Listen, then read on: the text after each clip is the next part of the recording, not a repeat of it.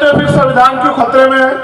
उसका एकमात्र कारण यह है कि एक तरफ वो लोग हैं जिनको संविधान से फायदा हो रहा है, जो इस मंच के आसपास बैठे हैं, इस मंच पर बैठे हैं, और एक तरफ वो लोग हैं जो संविधान के द्वारा आपको मिले गए फायदे को रोक देना चाहते हैं। अगर किसी और के कंधे पे रख के अपनी लड़ाई लड़ना चाहते हो तो आप सिर्फ अपनी बारी का इंतजार कर रहे हो। मैं पूरे देश में जाता हूं, मैं जिम्मेदारी के तौर पर आप एक को कह रहा हूं, आप तमाम नौजवान यहां बैठे हैं, मैं बुजुर्गों से कोई शिकायत नहीं करूंगा। मैं नौजवानों को यह कहना चाहता हूं और मैं उनसे पूछना भी चाहता हूं, जब कुदरत ने तुम्हें मजबूत शरीर दिया है और कानून तुम्हारे लिए बराबर है और सारा सिस्टम यहाँ है, फिर तुम इस अन्याय को क्यों सह रहे हैं? आप मुझे जवाब दो। मैं कहना नहीं चाहता था, लेकिन आपके तमाशे के बाद कहूंगा जरूर। आप मुझे बताओ, जब आप बेटियों की रक्षा नहीं कर सकते हो, उनको पैदा करने का अधिकार आपको किसने दिया है? मुझे जवाब दो। जब आप हम गांव में अपनी बहन को, बेटी को, माँ को, चाची को, ताई को, आप एनसीआरबी का डाटा नहीं पढ़ते हो क्या? अगर आप पढ़े लिखे हो तो बताओ कि एनसीआरबी का डाटा क्या कहता है मध्य प्रदेश में, राजस्थान में, छत्तीसगढ़ में, उत्तर प्रदेश में, दिल्ली में, बिहार में। अगर नहीं पता तो मैं बताता हूं आपको। वो डाटा ये कहता है कि हर साल हजारों महिलाओं के साथ रेप हत्याएं होती। आप कभी उस डाटे को डीपली चेक करके देखना तो आपको पता लगेगा कि 100 में से 95 बच्चियां बहनें आपके समाज की निकलेगी, मेरे बहुजन समाज के लोगों। इस बात को याद रखना। अब चाहे इस बात पे ताली बजा लो और चाहे इस बात पे सर झुका के रो लो कि चाहे मूछें कितनी बड़ी रख लो, कपड़े कितने सुंदर पहन लो, गाड़ी कितनी बड़ी में घूम लो, अगर घर की सम्मान, बहन बेटी की रक्षा नहीं कर सकते हो तो तुम्हें बहादुर भाई कहलाने का कोई अधिकार नहीं।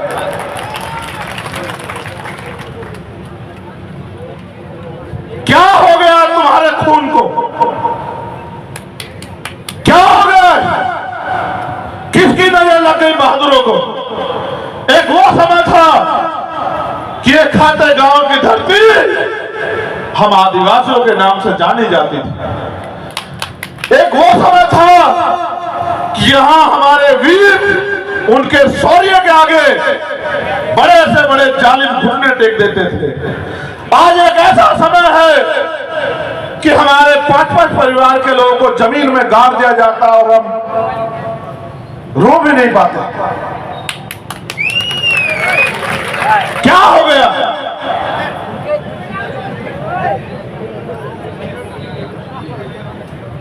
क्या हमारा जमीन मर गया है? क्या हम कमजोर हो गए हैं? क्या हम विकलांग हो गए हैं? या फिर हम गैर जिम्मेदार हो गए हैं?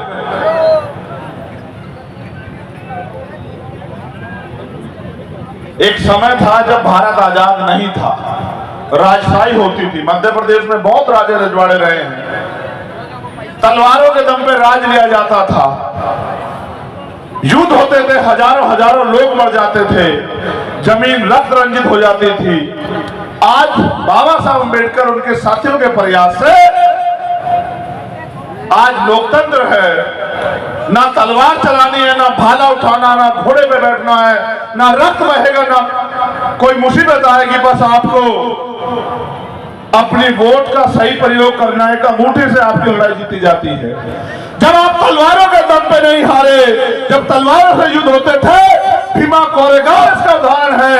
आज आपको क्या हुआ कि आप अपने अंगूठे से ताकत नहीं बना पा रहे हो?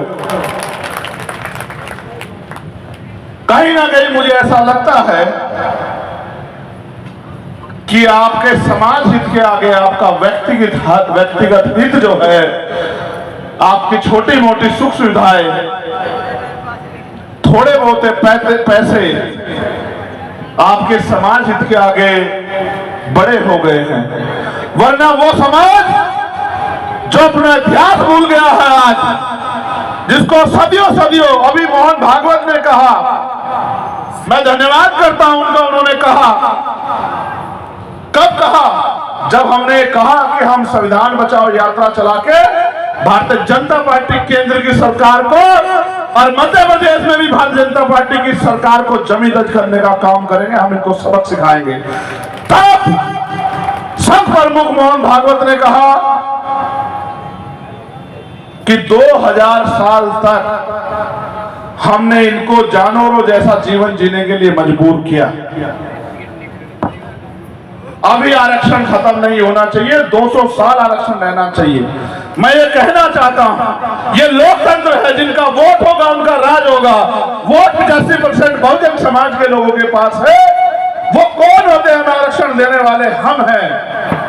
हम अपनी ताकत बना के, अपनी सत्ता बना के, अपनी हुकूमत बना के देने वाली चाबी कलम अपने हाथ में ले देने का काम हमारा है, उनका काम नहीं है। लेकिन इस लोकतंत्र में जहां आपके पास ताकत होनी चाहिए थी, आज हालात देखो क्या है।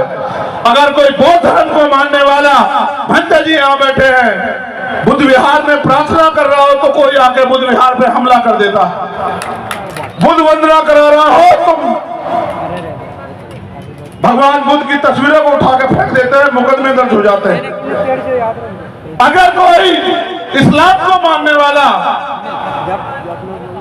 अपनी मस्जिद में अजान पढ़ रहा हो तो उस मस्जिद पर जाके किसी दूसरे धर्म का मजहब का झंडा लगा देते हैं, उसकी दाढ़ी पकड़ के उसको कहते हैं कि इस धर्म का नारा लगाओ वरना पीटेंगे। अगर जिनकी संस्कृति रही है, जो इस देश का मूल निवासी हमारा आदिवासी समाज, मैं जब यहाँ बैठा मुझे बताया जा रहा था कि ये उनकी धरती है, लेकिन यहाँ जो उनकी संस्कृति थी, एक कुल देवी जिसको बनाया उन्होंने, यहाँ जिसको उन्होंने स्थापित किया, उनसे छीन के और यहाँ के चंद लोगों ने अपने कब्जे में कर लिया। और जिनका अधिकार बैठता है वो सड़क पे खड़ा है। ये बात मैं आपको इसलिए कह रहा हूं क्योंकि आप अपनी ताकत को नहीं समझ रहे हैं। वो आज के समय में जब वोट की शक्ति आपके पास है, दुश्मन बड़ा तेज है, और राजनीतिक रूप से जो कह रहा हूं उस पर गौर करो। दुश्मन ये कहता है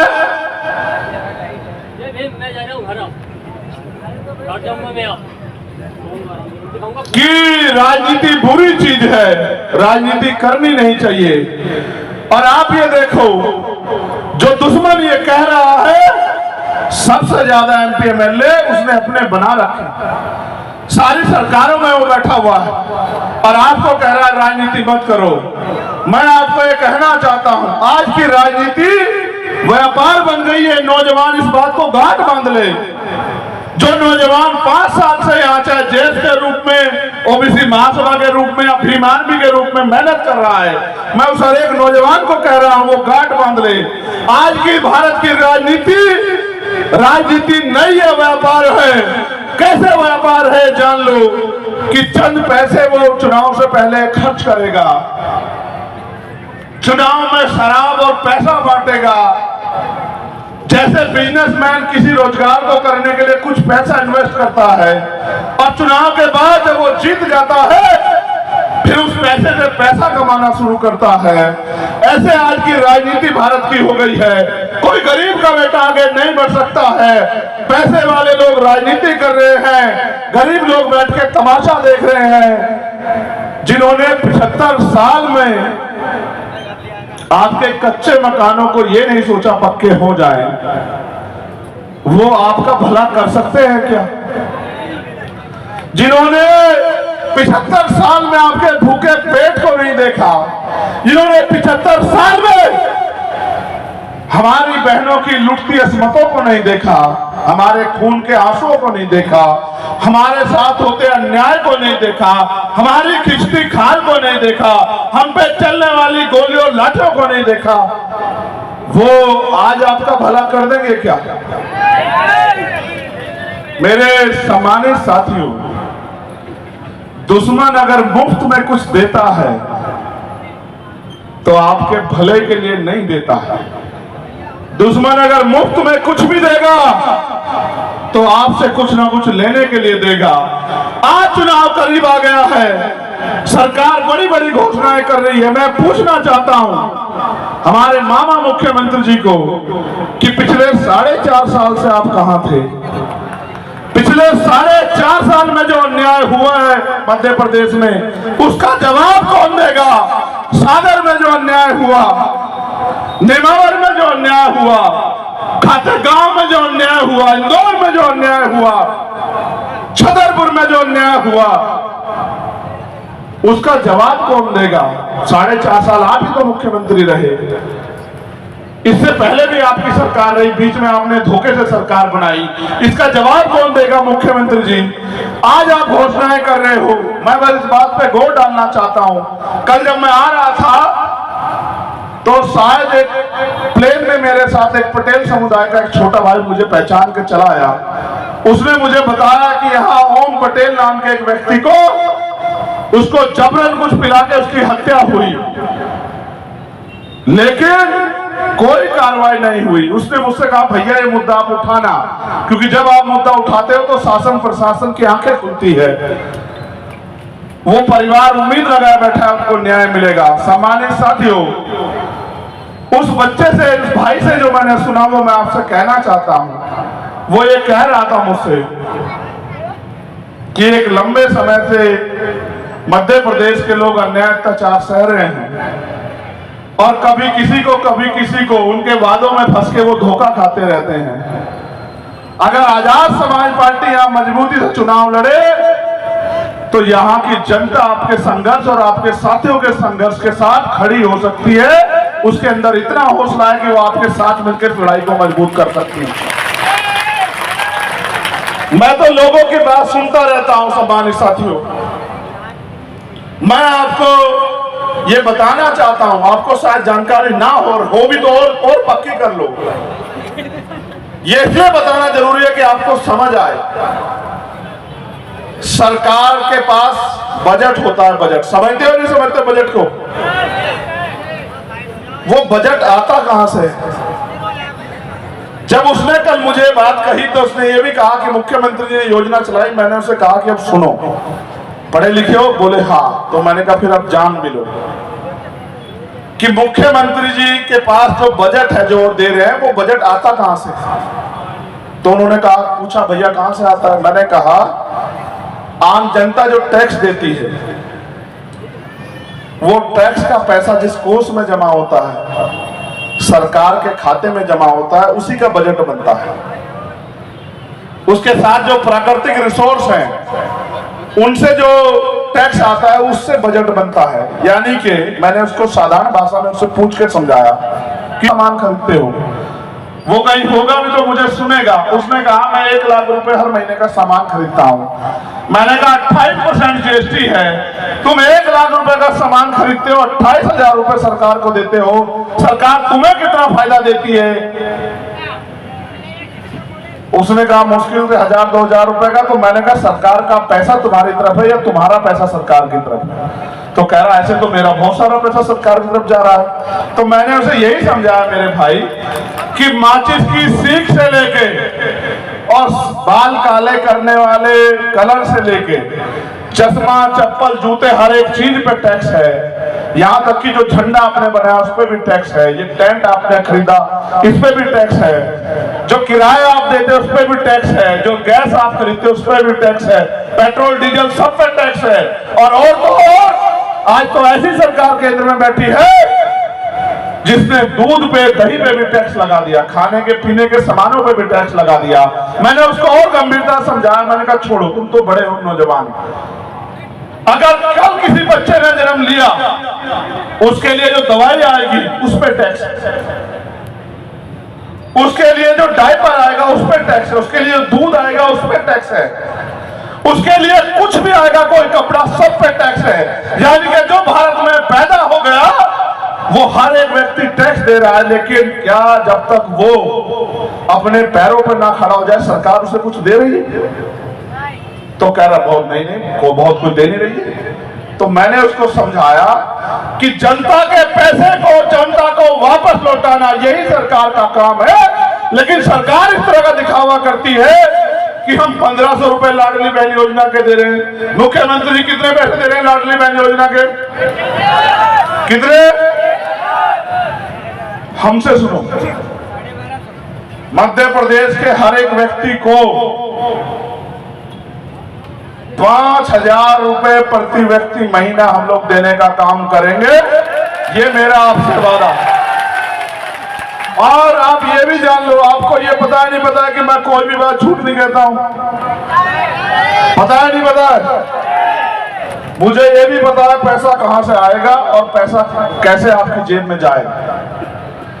मध्य प्रदेश के हर एक नौजवान को रोजगार देने का काम, चाहे वो महिला हो या पुरुष हो,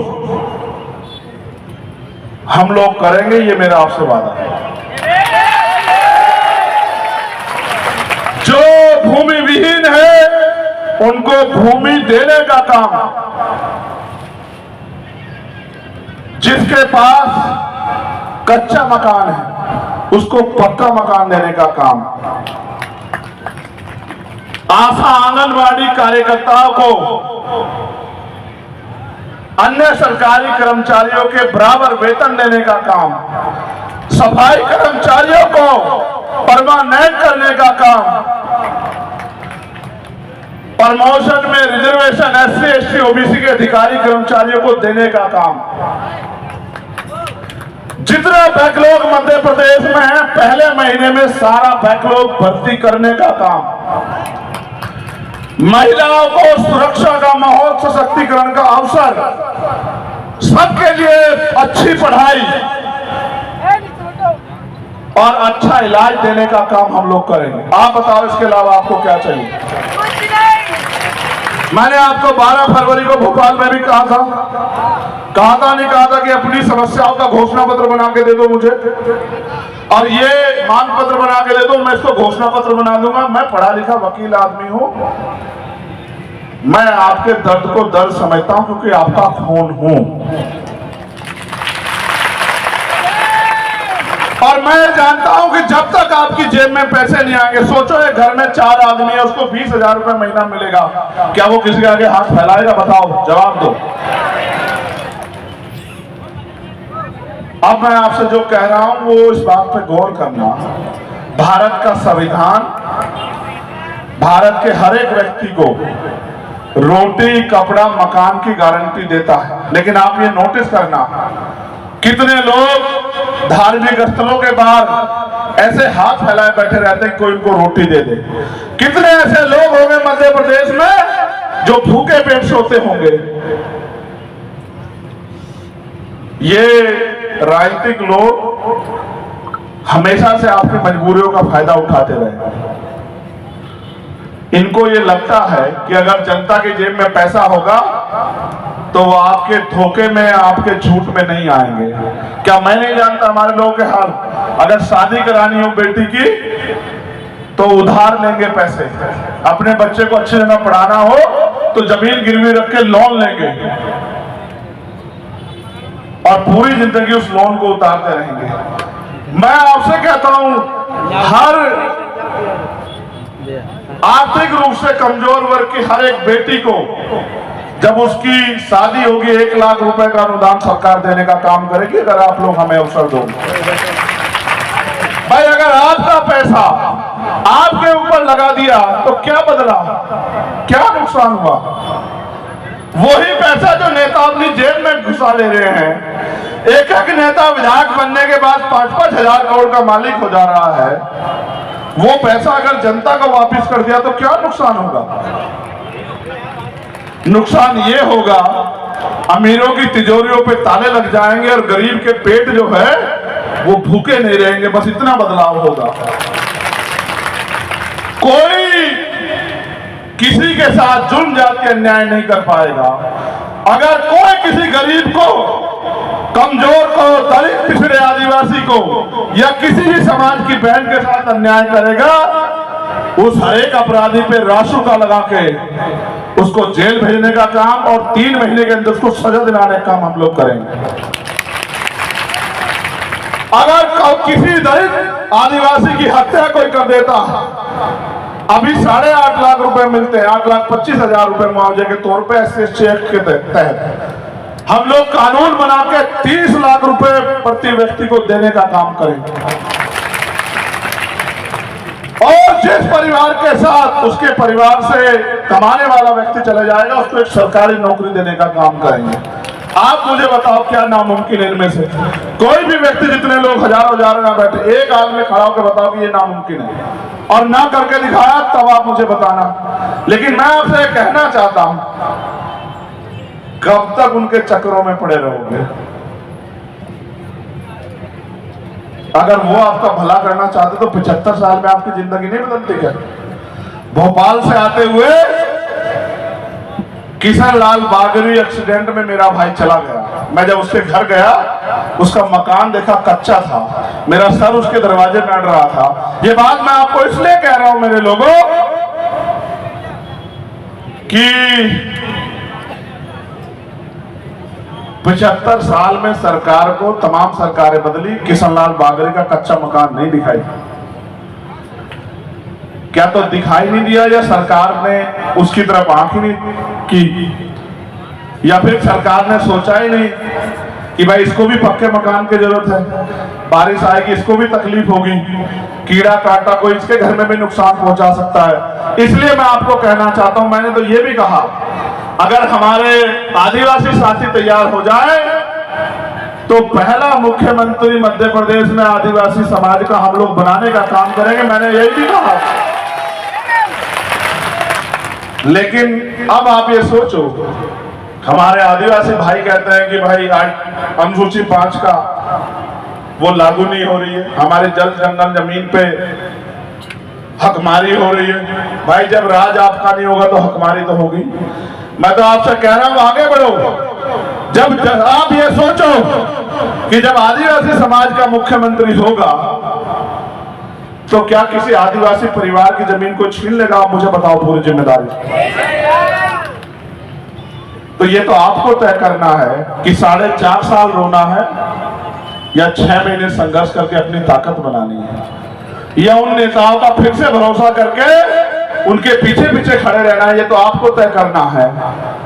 इसलिए जब आपने सभा बुलाई तो मेरा ये फर्ज बनता है कि मैं आपको समझा के तैयार करूं कि आगे की लड़ाई किस तरह लड़नी है। इसलिए मैं आपसे कहना चाहता हूं कि पिछले 5 साल से ज्यादा समय से भीम आर्मी के नौजवान अन्याय अत्याचार के खिलाफ सड़कों पे संघर्ष कर रहे हैं। अब उन्हें संघर्ष करने से वो न्याय दिला सकते हैं, लेकिन अगर समाज को आगे बढ़ाना है, धार्मिक तौर पे जो अन्याय हो रहा है उसको रोकना है, अपने भाइयों को सुरक्षा का माहौल देना है, अपनी बहनों को सुरक्षा का माहौल देना है, तो राजनीतिक शक्ति अपने हाथ में लेनी पड़ेगी। इसलिए अब जब अवसर मिलेगा तो आजाद समाज पार्टी के प्रत्याशी को आप लोग जिताने का काम करना और केंद्रीय के चुनाव निशान पर ईवीएम का बटन दबाने का काम करना और अपने एक एक वोट को आजाद समाज पार्टी को देके अपने बीच के व्यक्ति को विधानसभा में आपकी समस्याओं के लिए आवाज उठाने का मौका देना।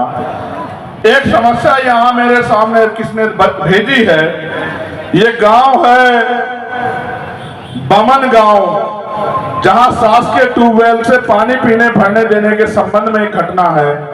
मैं प्रशासन से कहना चाहूंगा, पुलिस के साथियों से, कि इस घटना का संज्ञान ले लें और उस परिवारों की मदद करें। वहां के कुछ अपराधी किस्म के लोग वहां से दलित समाज के लोगों को पीने का पानी नहीं लेने दे रहे हैं। ऐसी समस्या मेरे सामने आई तो मैं पुनः अपने वॉलंटियर साथियों का, अपने भीम आर्मी आजाद समाज पार्टी के सभी सम्मानित नेतागणों का, कार्यकर्ताओं का, पदाधिकारियों का, और यहां इतने बड़े पैमाने पर आए बहुजन समाज के वफादार योद्धाओं का, बहादुर ईमानदार संघर्षशील योद्धाओं का धन्यवाद स्वागत करता हूं। और सबसे ज्यादा धन्यवाद देता हूं माताओं बहनों का कि वो लंबे समय से यहां बैठ के इंतजार कर रहे हैं। मेरा ये वादा है आपसे कि थोड़ा सा समय लगेगा आप लोगों की जिंदगी से जो अंधेरा निकालने के लिए, चाहे वो गरीबी के रूप में हो, चाहे वो शोषण के रूप में हो, चाहे जुल्म ज्यादती के रूप में हो, चाहे अपमान के रूप में हो। मेरे पीठ पे जो गोली चली थी उस जख्म को मैं भूल गया हूं, लेकिन जो दर्द मैं रोज आपके दर्द के रूप में सहता हूं, देखता हूं, वो दर्द मेरा ताजा है। इसलिए जब तक आपकी जिंदगी में सम्मान, स्वाभिमान, बंधुत्व, भाईचारे और अवसर का सवेरा नहीं आता, तब तक हमारा संघर्ष जारी रहेगा। बहुत बहुत धन्यवाद। जय भीम, जय भारत, जय मंडल, जय जोहार, भारतीय संविधान जिंदाबाद। हमारी छोटी बहन ने एक आग्रह मुझसे लैपटॉप के लिए, किराए के लिए और उन बच्चों की किताबों के लिए किया था। मैं आपसे आपके समक्ष ये वादा करता हूं कि इसी महीने उसके लैपटॉप का वादा हम लोग पूरा कर देंगे। ये तो एक बहन का वादा है, मैं तो आपसे भी कह रहा हूं, इस एक बहन का नहीं, मध्य प्रदेश की हर एक बहन से किया हुआ हर एक वादा हम लोग पूरा करके दिखाएंगे अवसर मिलने पे। हर एक बहन को हम लोग पढ़ाई में सहयोग के लिए लैपटॉप देने का काम करेंगे जब हमें अवसर मिलेगा। ये मेरा आपसे वादा। बहुत बहुत धन्यवाद। जय भीम, जय भारत, जय मंडल, जय जोहार।